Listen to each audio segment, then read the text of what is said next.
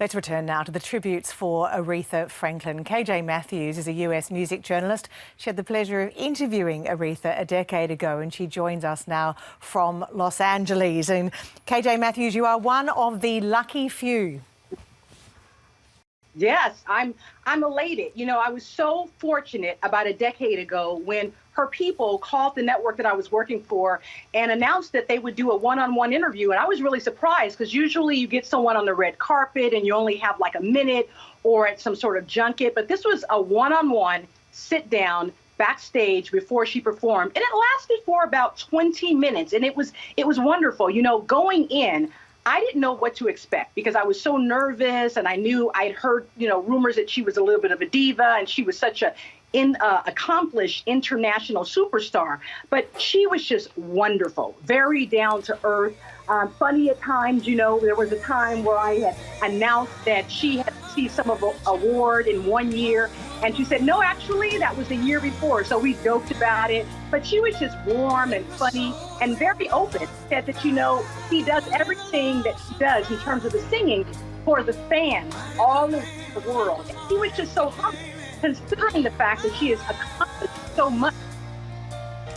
She had a real sense, didn't she, of her role, of what she did and how she did it, and her place. She absolutely did. Many people forget, she really had many, many hits during the most tumultuous years in the United States, during the civil rights era, where many African Americans were fighting for their freedoms and equality in this country. And she was someone that was able to bring people together through her music. I mean, she started out in the gospel church choir doing that music. Then she kind of moved on to soul music. Then she moved on to R&B. Then she did opera. She did a little bit of country, did a little bit of jazz. She was one of the few artists to really transition. I mean, and you can see that. She won 18 Emmys. She was the first woman to be inducted into the Rock and Roll Hall of Fame. She received the Presidential Medal of Honor, that is. And she was also a part of 3 presidential inaugurations here in the United States.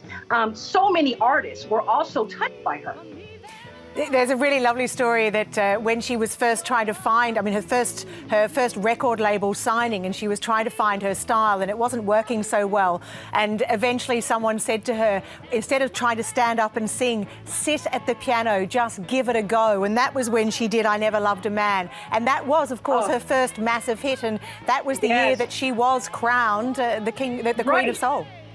Right. And it's so funny. People say, well, what was her hit song? She is one of the few artists that had many hit songs.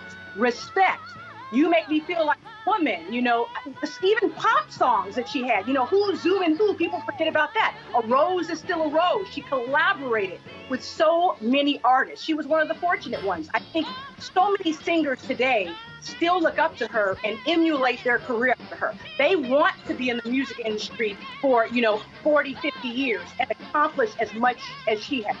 And you can see that from the tributes that have come in thick and fast from a really wide cross-section of the industry.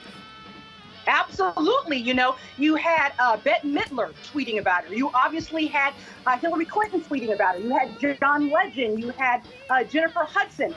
You had even Paul McCartney. And the list goes on and on and on. There's not one singer today living that can't say that they weren't influenced by Aretha Franklin. K.J. Matthews, that's very, very well put. Thank you very much for talking to us. Thank you.